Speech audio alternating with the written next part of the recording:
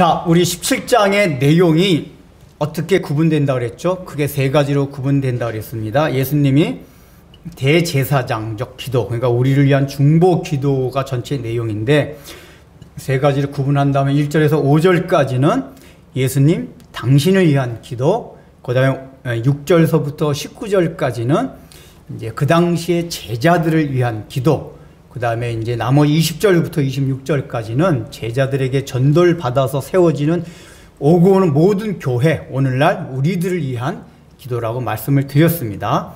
그러나 첫 번째 그 기도인 예수님 당신을 위한 기도조차도 예수님께서 이기적이고 자기 중심적인 그 차원에서의 자기를 위한 기도가 아니라 우리가 지난주에 내용을 살펴보니까 결국 그것도 하나님의 영광을 위한 것이요, 그 영광을 통해서 우리들에게 주실 복을 위해서 하신 중보 기도였다. 이것을 이제 살펴보았습니다. 오늘은 이제 두 번째로 그 기도를 듣고 있는 제자들을 이제 향해서 했던 기도입니다. 아마 이제 이런 의미 들 겁니다. 어차피 제자들이나 오늘날 우리 성도들이나 사실은 넓게 보면 다 하나님의 자녀들이잖아요. 그럼 같이 묶어서 하면 될 텐데 왜 굳이 나눠서 했냐? 왜 그렇다고 말씀드렸죠? 이게 제자들로서는 사실은 앞으로 교회가 세워질 것이라든지 제자들에게 복음을 듣고 제자들 같은 사람이 또 생겨날 거라고는 상상도 못하고 있었던 시간이란 말이에요. 미래에 올 사건이에요. 예수님께서 아직까지 십자가 지시지도 않았어요.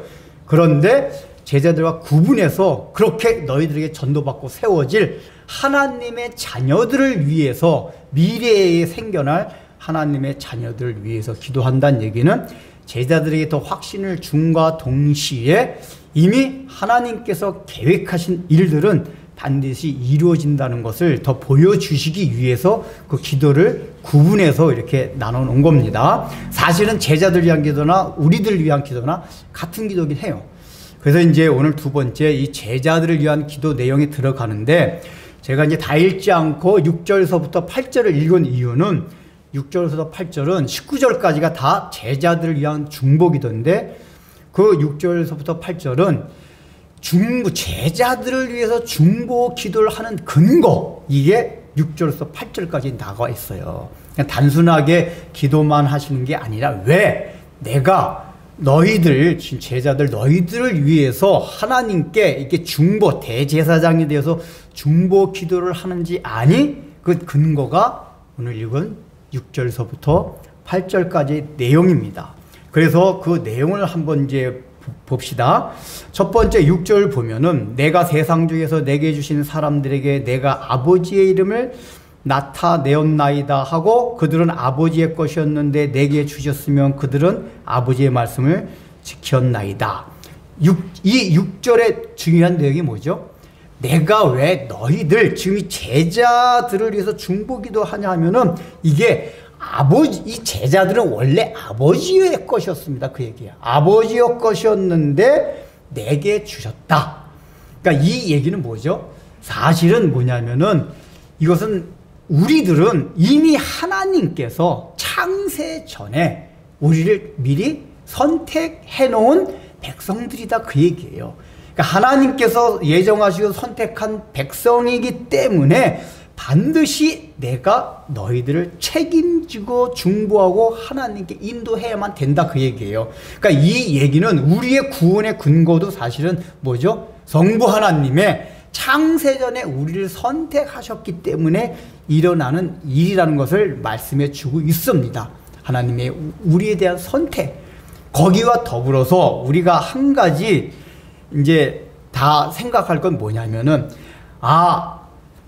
이 예수님이 우리들을 사랑하는 것조차도 이유가 무엇이냐? 아버지 것이기 때문에 우리들 사랑하신다, 그 얘기예요. 이 얘기는 우리가 지난주에 얘기했지만은 예수님이 우리들 위해서 십자가에 지신 궁극적인 이 이유는 무엇이냐 하면은 우리들을 사랑한 건 맞는데 우리들을 사랑하신 궁극적인 이유가 하나님, 아버지 하나님을 너무 사랑하고 아버지 하나님께 영화를 돌리기 위해서 우리들을 사랑하셨다, 그 얘기예요. 이 얘기는 성자 예수님은 창세 전부터 아버지 하나님과 늘 마음이 하나였다. 아버지 하나님 딱 마음을 먹으면 그 마음을 예수님도 먹는 거예요. 그래서 하나란 얘기예요. 이게 표면적으로 보면 종속적인 관계 같아요. 성부 하나님과 성자 예수님 사이는 분명히 우리 인간적인 개념으로는 종속적인 관계 같은데 늘 성경이 하나라고 하는 이유가 뭐냐? 하나님이 마음 먹는 건 예수님도 바로 마음을 먹기 때문에 그랬습니다. 그래서 여기서도 바로 이제 이 하나님, 원래 하나님 것이었기 때문에 예수님이 지금 기도를 하고 있다. 그런데 특별히 하나님 것이었는데 어떻게 너희들이 귀한 사람이냐 하면 내가 아버지의 이름을 나타내어놨나이다. 그러니까 내게 주신 사람들에게, 하나님께서 내게 주신 사람들, 그 당시 제자들이에요. 제자들한테 아버지의 이름을 나타내었나이다. 이렇게 지금 표현하고 있어요. 이 뜻이 뭐죠? 아버지, 그러니까 하나님의 이름을 제자들에게 나타냈다는 거예요. 이름이라는 게 뭐라고 했습니까? 히브리 사람들은 이름이라는 것은 그 이름이 가진 대상의 속성과 성품을 나타내는 게 이름이에요. 그러니까 예수님이 이 지상에 오셔가지고 제자들에게 뭘 보여주셨냐? 하나님의 이름을 여기 나타냈다 그랬잖아요. 하나님의 성품과 하나님의 속성을 제자들에게 알려주셨다 그 얘기예요. 제자들이 하나님을 오랫동안 믿어왔지만, 유대인들이 믿어왔지만 구약 성경을 보면서도 실제로 하나님의 성품과 속성을 제대로 깨닫지 못했기 때문에 예수님이 인간의 육신을 입고 오심으로써 하나님이 사실은 이런 성품을 갖고 계시고 이런 속성을 갖고 계시고 이런 사역을 하시는 분이시다. 구약 때에 깨닫지 못한 그 아버지 하나님을 알게 하셨다 그 얘기예요. 이 얘기가 굉장히 중요하다 그 얘기예요. 그러니까 이게 여러분들 우리도 왜 우리가 귀한 자냐면은 우리가 예수님을 통해서 하나님을 알게 되었다는 거. 근데 그게 하나님 편에서 볼 때는 나의 이름이 너희들에게 지명돼 가지고 드러낸 이 대상이 되었다는 게 굉장히 귀한 존재라는 거예요. 다시 말하면 우리를 통해서 하나님이 영화롭게 됐다 그 얘기예요. 우리를 통해서 하나님의 이름이 또 세상에 하나님의 성품과 속성이 알려졌다. 그래서 우리들도 귀한 존재가 되었다 라고 얘기를 합니다. 그 다음에 이제 두 번째 보면, 그러면서 이제 그들은 아버지의 말씀을 지켰나이다. 이건 이제 좀 더 다시 보겠습니다. 그 다음에 이제 7절에서 무슨 또 근거를 드시냐면, 지금 그들은 아버지께서 내게 주신 것이 다 아버지로부터 온 것인 줄 알았나이다. 알았나이다 그래요. 알았나이다 그래요. 아버지께서 내게 주신 것이, 이게 무슨 얘기죠? 제자들이 일단 예수님을 믿었잖아요. 그러니까 예수님이 하나님께로부터 온 분임을, 하나님께로서 온 하나님의 아들이요 메시아요, 표현은 여러 가지 할 수 있지만 어쨌든 제자들이 예수님은 하나님께로부터 온 분임을 알았나이다. 그러니까 예수님이 하나님의 아들이라는 걸, 하나님과 함께 있었다는 걸 아는 거, 이게 바로 예수님이 제자들을 위해서 중보 기도하시는 근거가 되었다 그 얘기예요. 우리도 마찬가지예요. 우리들을 위해서 예수님이 중보 기도를 하시는 근거는 뭐냐? 우리가 잘나고 똑똑해서 말씀 잘 지켜서 이게 아니라 예수님이 하나님이시고 하나님의 아들이요 그리스도시요, 표현은 조금씩 다 다를 수가 있지만은 하나님께로부터 온 분임을 예수님이 아니면 우리가 하나님께 도달할 수 없다는 것을 우리가 알았기 때문에 예수님이 우리를 위해서 기도해 주신다 그 얘기예요. 자, 그 다음에 세 번째 8절을 보면은 뭐가냐? 내가 아버지께로부터 주신 말씀들을 그들에게 주었사오며 그들은 이것을 받고 내가 아버지께로부터 나온 줄을 참으로 아오며 아버지께서 또 나를 보내신 줄로 믿었사옵나이다. 이렇게 나와요. 그러니까 이거는 7절을 더 상세하게 설명하는 겁니다. 그러니까 지금 6절, 7절, 8절에 나오는 내용을 한마디로 하면 뭐냐면은 예수님이 제자들을 위해서 기도하는 근거가 우리들에게 있지 않다 그 얘기예요. 다 뭐죠? 하나님과 예수님과의 어떤 관계 때문에 지금 예수님이 제자들을 위해서 기도하신다 그 얘기예요. 그러니까 요 6절, 7절, 8절을 한마디로 하면 우리들 그러니까 이 당시 제자들은 하나님과 관계자, 하나님의 선택을 받은 백성이었다면 선택을 받은 백성이었고 또 예수님과 관계를 맺은 즉 예수님만이 하나님께 도달하는 유일한 길임을 알았던 사람들 즉 이 얘기는 뭐죠? 이 당시 제자들은 다른 거 다 떠나서 윤리 도덕적 훌륭해서 그런 게 아니라 하나님과 예수님과 관계를 맺고 있었다 그 얘기예요. 하나님과 예수님과 관계를 맺고 있었던 것이 바로 예수님이 중보 기도를 할 수 있는 가장 중요한 근거가 되었다 그 얘기예요. 이것을 우리가 조금 더 이제 깊게 살펴볼 수 있는 게 이제 구절을 하나씩 살펴본다면 6절과 7절과 8절에 마지막에 동사가 3개 나옵니다. 6절에 보면 마지막에 말씀을 지켰나 6절 끝에 보세요. 말씀을 지켰나이다. 동사 하나 나오죠. 그다음 7절 마지막에 보면은 알았나이다. 또 8절 마지막에 보면은 믿었사옵나이다 이렇게 나와요. 자 동사 예수님께서 기도하셔서 동사 3가지 썼습니다. 첫 번째 6절에 뭐라고 그랬죠? 지켰나이다. 7절에 뭐요? 알았나이다. 8절에 믿었사옵나이다. 자 그런데 이 동사의 시제가 무엇입니까? 다? 그러니까 이제 원래 헬라어 시절은 부정과거나 완료형이에요. 그러니까 우리말로 말하면 다 과거형이에요. 과거. 부정과거라는 것도 뭐냐면 이미 과거의 어느 시점에서 종료된 이 상태에 있는 거를 부정과거라고 그래요. 완료도 마찬가지고. 근데 보세요. 지금 제자들이 아버지 6절부터 봅시다. 그들은 아버지의 말씀을 지켰나이다 그래요. 그러니까 이제 창세전에 택함을 받았고 그런 얘기 쭉 하시다가 6절 마지막에 말씀을 지켰나이다. 제자들이 하나님의 말씀을 예수님의 말씀을 잘 지켰습니까? 안 지켰잖아요. 우리가 계속 살펴왔던 게 그거예요. 안 지켰어요. 그러면 너희가 지금까지는 안 지켰지만 앞으로는 지킬 것이다. 이렇게 하면 논리적으로 하나님이 신실하신 분이기 때문에 너희를 반드시 이끌고 가셔가지고 너희 하나님 말씀을 지키게 할 것이다. 이렇게 표현을 하셔야 되는데 시제를 보면은 과거형을 아예 지켰대요.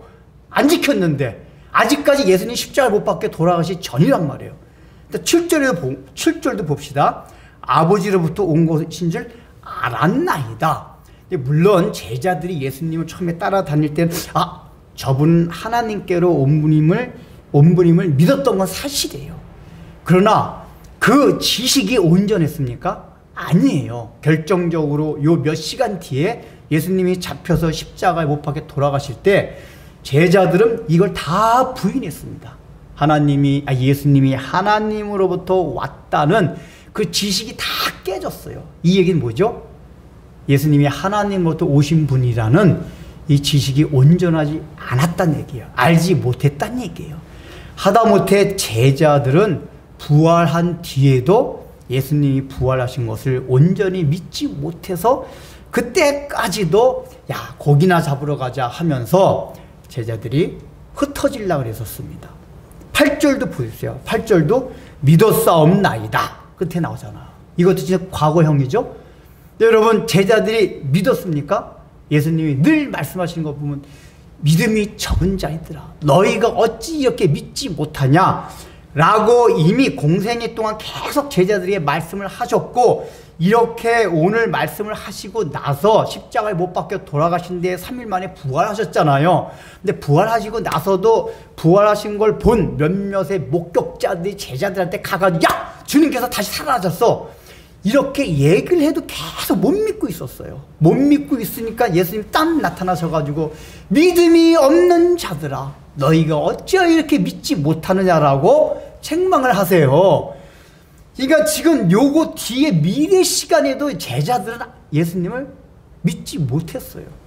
근데도 오늘 기도에서는 예수님께서 제자들이 믿었사옵나이다. 하나님께 말하되 아버지 지금 이들은 저를 믿었사옵나이다. 믿을 것입니다. 믿었사옵나이다. 라고 과거형으로 얘기해요. 그러니까 전부 6절부터 8절까지 있는 가장 중요한 핵심적인 그 동사들이 다 과거형으로 쓰여졌어요. 이게 뭘 의미하는 겁니까? 첫 번째는 우리가 늘 얘기하듯이 아직까지는 그런 상태가 되지 못했지만은 하나님께서 택한 자는 반드시 지키게, 말씀을 지키게, 또 아버지도 온 것을 알게끔, 또 완전히 믿게끔 만들겠다 하는 하나님의 열심과 의지가 담겨 있는 거예요. 그런데 더 중요한 두 번째 의미가 있어요. 그건 뭐냐?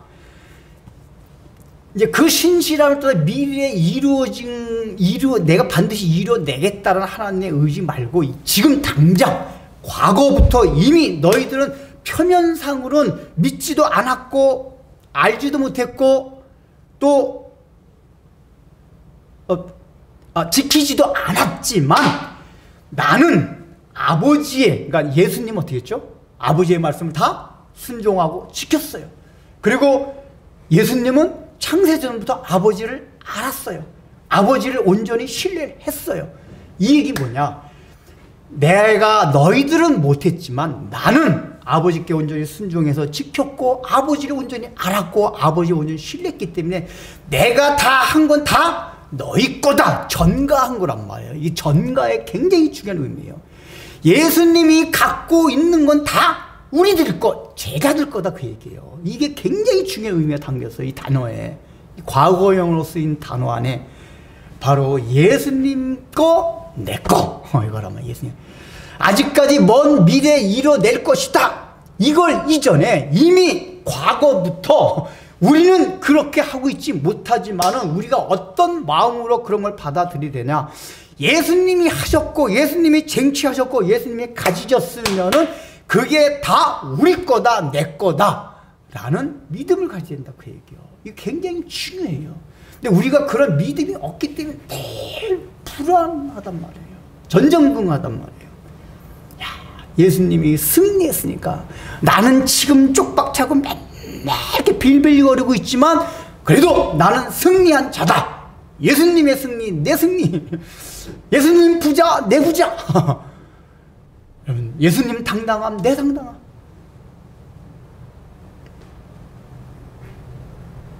아버지께서 창세전에 이미 선택한 자들에게 주신 가장 큰 복이 이거예요.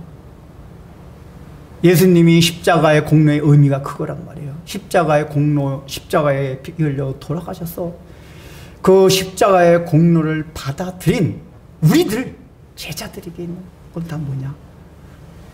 예수님이 하셨던 게 다 내 거가 되는 거예요.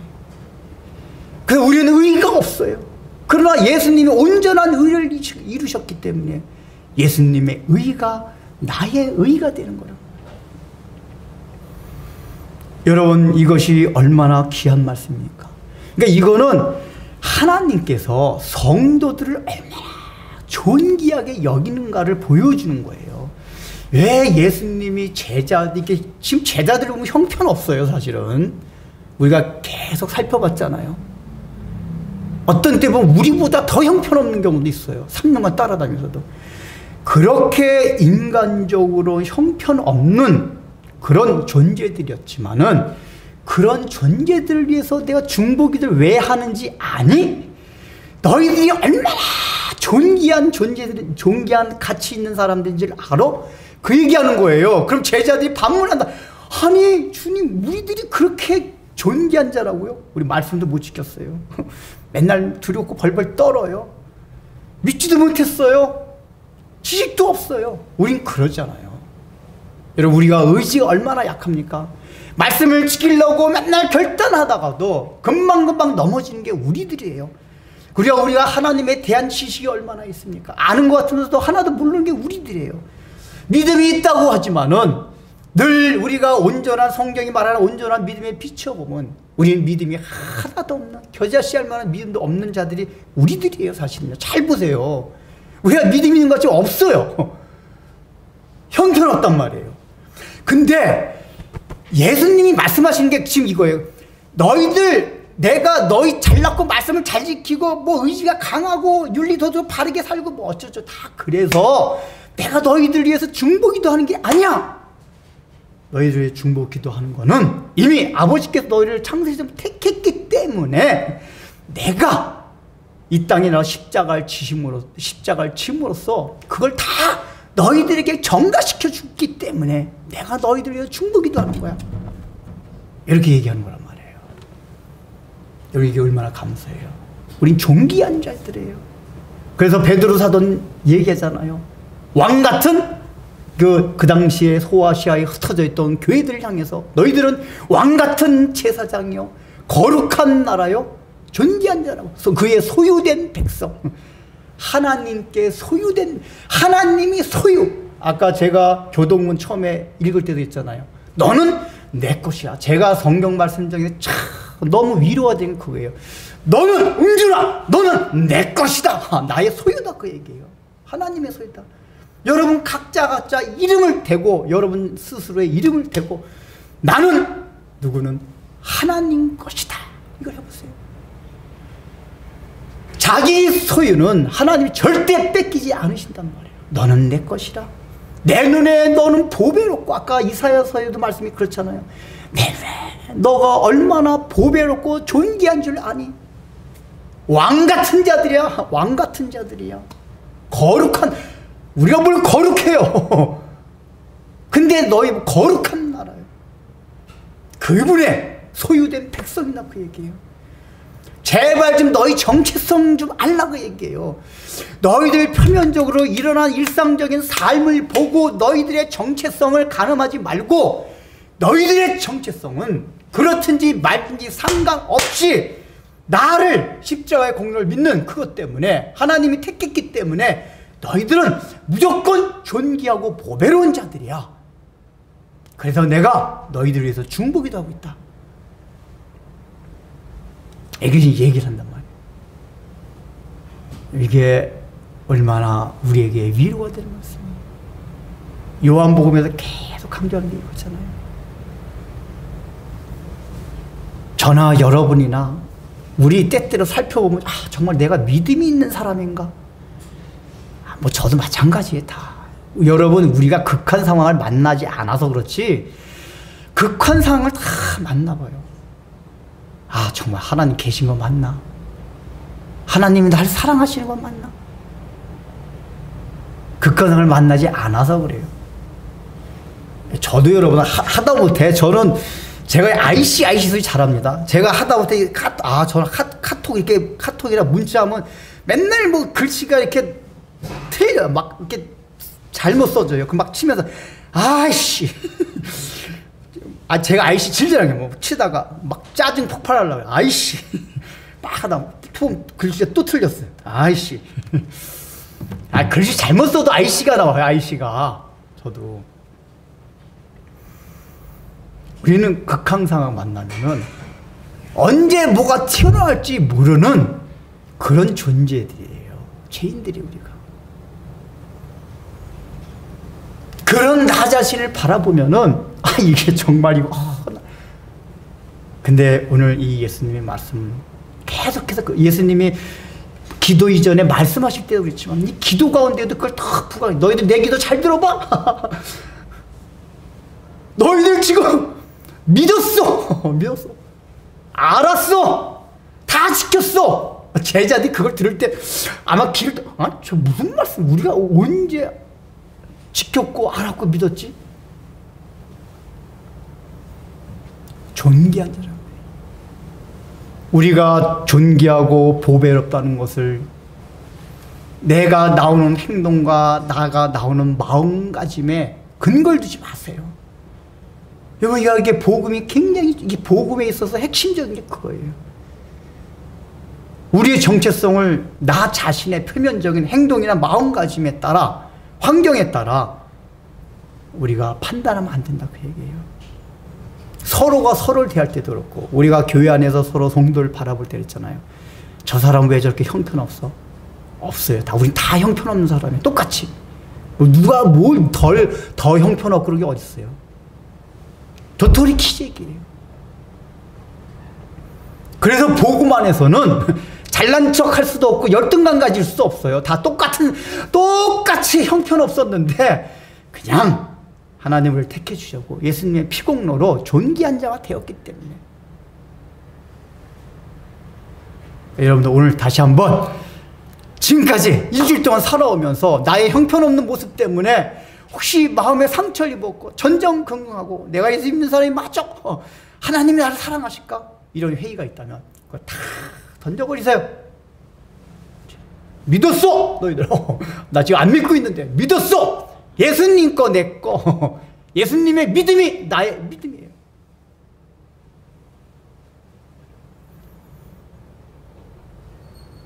얼마나 귀한 말씀이에요. 여러분 이것이 구약 성경에도 이스라엘 백성들에게 예표로 보여준 게 있잖아요. 출애굽기 우리가 이제 21장, 22장 쭉 넘어오게 되면은 십계명 율법을 주시고 나서 모세에게 하나님께서 성막제도를 주십니다. 성막이 뭐죠? 하나님께 거기서 제사를 드리고 제사함을 받고 구약시대 때 하나님을 만나는 장소였었어요. 그래서 이제 쭉 성막의 제사법이나 이런 걸 쫙 성막을 어떻게 짓나 이런 걸 다 얘기하시고 나서 28장에 와서는 어떤 걸 말씀하시냐면 대제사장의 의복, 옷에 대한 규례를 말씀해 주십니다. 왜냐 하면은 이제 1년에 한 번 대속죄일이라는 날이 있어요. 이때 대제사장이 그 성막에 들어가서 1년 동안 지은 이스라엘 백성의 모든 죄를 양들한테 전가시키고 그 성막 안에 있는 가장 안쪽 방 지성소에 들어가서 하나님을 만남으로써 이제 너희 모든 죄가 다 사함을 받았다. 그렇기 때문에 내가 너희들을 이제 만난다. 라는 그것을 해주는 사람이 바로 대제사장이었습니다. 여러분 이제 그 대제사장이 옷에 대한 규례가 28장에 쭉 나와요. 그냥 찾진 않을게요. 그 전에 제가 수요 강의 때 자세히 한 적이 있습니다. 그래서 이제 그 28장의 내용을 쭉 보면 어떤 거냐면은 그 28장의 대제사장의 옷에 대한 규례를 보면은 요런 거예요. 요렇게. 그걸 그림으로 표현하면 이렇게 나와 있어요. 이렇게. 이걸 이제 보신 분도 있고 제가 이렇게 준비한 게 전혀 감이 안 잡힌 분이 있을까봐 제가 이 그림을 들고 나왔습니다. 28장에 대제사장이 입을 옷을 어떻게 만들어라 하는 것을 이제 그 글을 그림으로 표현하면 이런 옷이 되는 거예요. 근데 이제 여기서 보면은 그 맨 안에 흰 세마포옷을 입습니다. 그 다음에 겉에 청치마, 긴 청치마를 입어요. 그리고 이제 청치마를 입은 다음에 우리가 흔히 주부들이 이거 뭐라 그러죠?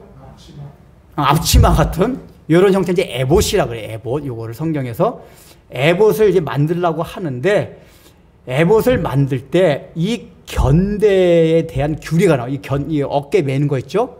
이 어깨에 매는 규례와 제일 중요한 건 뭐냐면은 요 앞치마 요 앞에 이게 보입니까? 보석들을 박아놔요. 앞치마를 걸어놓고 앞치마만 있는 게 아니라 앞치마 12개의 보석을 박음질해서 이렇게 놔둡니다. 요거예요. 보이시죠? 보입니까? 이걸 이제 판결 흉패라고 해요. 판결 흉패. 주머니 모양으로 이렇게 보석을 딱 만들어요. 거기다 이제 우린과 둔이라는 거 넣는데 어쨌든 이제 그런 의미는 이제 그냥 생략을 하고 중요한 거는 대제사장이 가슴에다가 가장 바깥에 있는 가슴에다가 보석으로 12개를 딱 만들어가지고 입으라 그래요. 그러니까 하나님 만나러 들어갈 때 이걸 입고 들어가라 그런단 말이에요. 이게 뭘까요? 이스라엘의 12개 이게 보석 12개 이스라엘의 12지파를 의미합니다. 근데 12지파를 의미하는데 보석으로 만들었다는 얘기는 뭐냐면은 너희들은 이스라엘 12지파 너희들은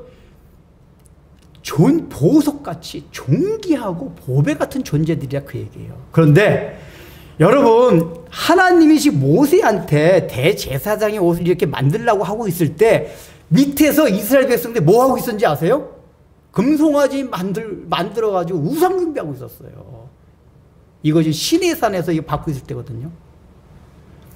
이러고 있을 때인데 지금 하나님은 뭐냐면은 이제 예수님을 대제사장이 신약 시대에 와서 예수님을 상징한단 말이에요. 구약시대 대제사장이. 예수님이 바로 너희가 우상 숭배하는 그런 죄를 범했음에도 불구하고 하나님을 만나러 가기 위해서 너희를 보배 같은 존재로 가슴에 붙여 이거를 가슴에 안고, 가슴이라는 건 뭐예요? 사랑. 이게 가슴이라는 건 사랑하는, 너희들 사랑으로 가슴에 안고 보배 같은 존재로, 존귀한 존재로 삼고 하나님의 지성소 앞에 내가 들어간다, 그 얘기예요. 대제사장이 구약시대 때 지성소 앞에 하나님의 임재 앞에 나갔듯이 예수님이 그렇게 하신다, 그 얘기예요. 이미 구약시대 때부터 이스라엘 백성들한테도 성막 제도를 통해서 그걸 보여주셨어요. 판결 중패. 여러분, 그 얼마나 큰 사랑이에요. 지금 밑에선 지금 모세는 몰랐지만 하나님이 보실 때 이것들이 지금 아론을 막 부추겨가지고 지금 밑에서 그냥 모세가 하도 시내산 가서 안 내려오고 있으니까 금송아지 만들어 우상 숭배하고 있어요.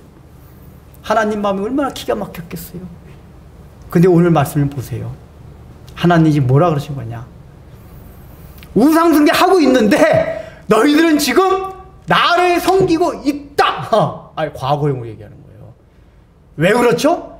이미 구약시대 이때부터 우리 하나님은 예수님께서 이로부터 이제 한참 시간이 지나서 모세가 1500년 전이잖아. 그러니까 3500년 전이니까 1500년이 지나서 예수님이 이 땅에 오셔가지고 십자가를 치심으로 이제 예수님 거, 이스라엘 백성들 거, 그 전가 된 거를 이미 하나님께서 받아들이셨단 말이에요. 그래서 이스라엘 백성이 그렇게 하고 있음에도 불구하고 이 성막제를 통해서 이걸 보여주셨어요.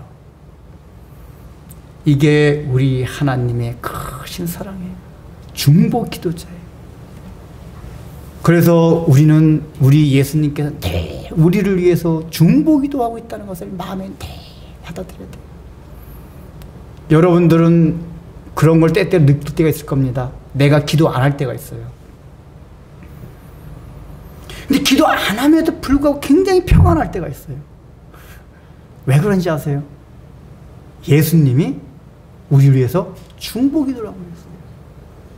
제가 이거 청년들한테 얘기한 적이 있지만 제가 이렇게 살아보면 너무 힘든 적이 있었어요.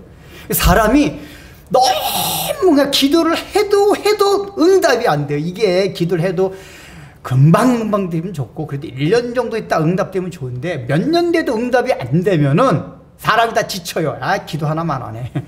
지쳐가지고 기도를 안 하게 돼요. 그러니까 정말 믿음 있는 사람들은 끝까지 기도하는 사람도 있어요. 근데 저도 믿음이 없어서 기도하다가 지쳐가지고 몇 년 되니까 기도를 안 하게 되더라고요. 하나님 원망하는 것까지는 아닌데 기도를 안 하고 그냥 모르겠다. 근데 하여간 이제 어떤 계기를 통해 가지고 택시 아르바이트 할 때인데 어떤 믿는 한 손님 집사님을 만난 걸 통해 가지고 저한테 에이야, 내가 지금 너를 위해서 얼마나 기도하고 있는 줄 아니? 이 음성을 들려주시더라고요. 저 전혀 생각도 못했어요. 근데 그 여 집사님 입을 통해서 내가 너를 얼마나 사랑하고 있는 줄 아니? 너는 지금 기도 안 하고 있지만 내가 너를 위해서 기도하고 있다.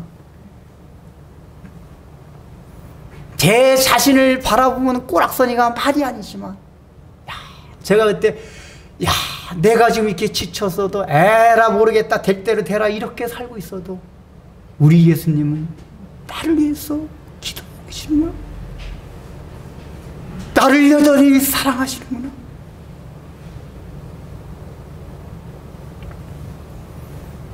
제가 그때 너무 감사해서 운전을 더 이상 못하고 운전대 붙잡고 30분간 막 울었어요.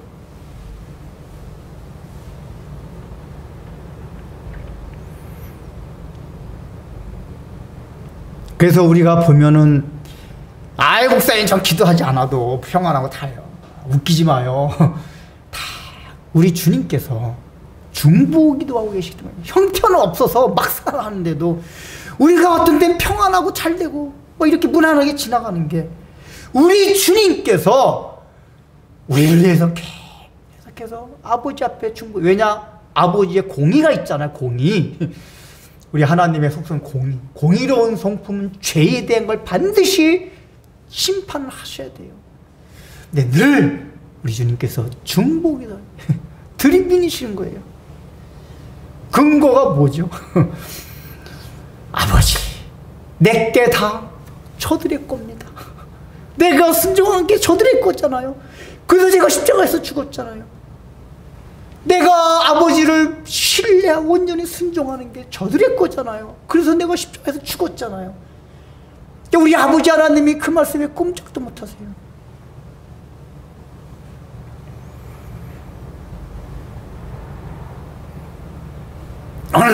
어느 날 어느 집에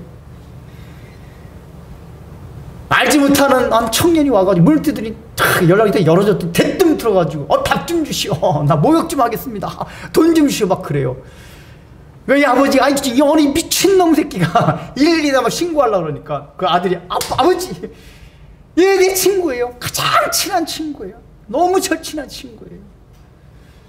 그 친구이기 때문에 이 친구한테 밥을 내어주십시오. 용돈도 주십시오.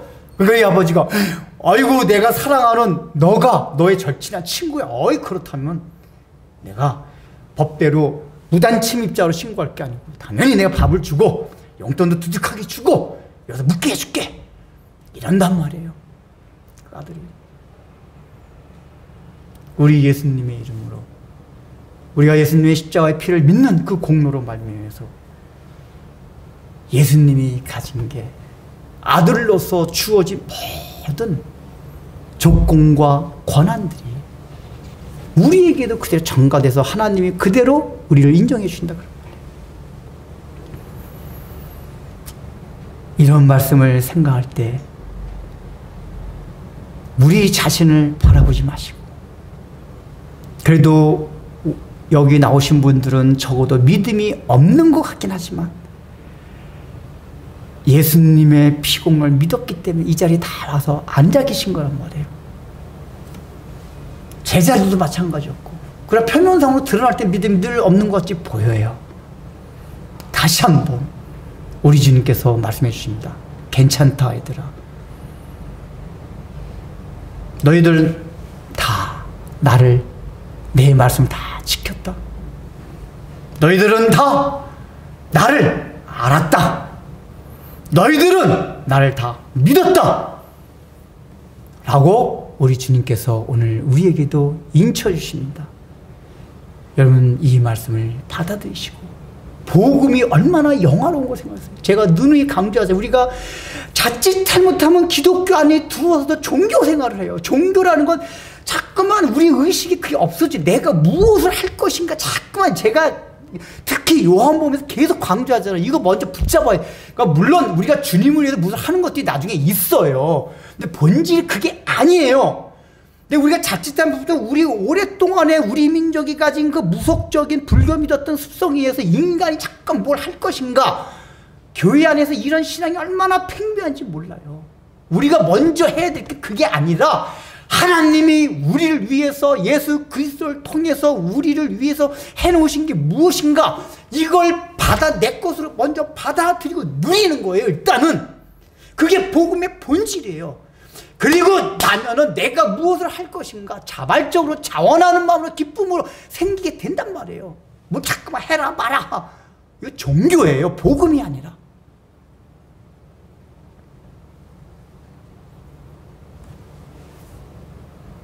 그걸 위해서 예수님이 우리에게 주신 이 사랑을, 우리가 얼마나 존귀한 자라는 그 근거를 다시 한번 생각하면서 너희는 다 왕같은 제사장이요 거룩한 나라요 하나님의 소유된 백성이라는 사실을 믿고 여러분 삶 가운데 그것을 적용해 시키기 나가기 바랍니다.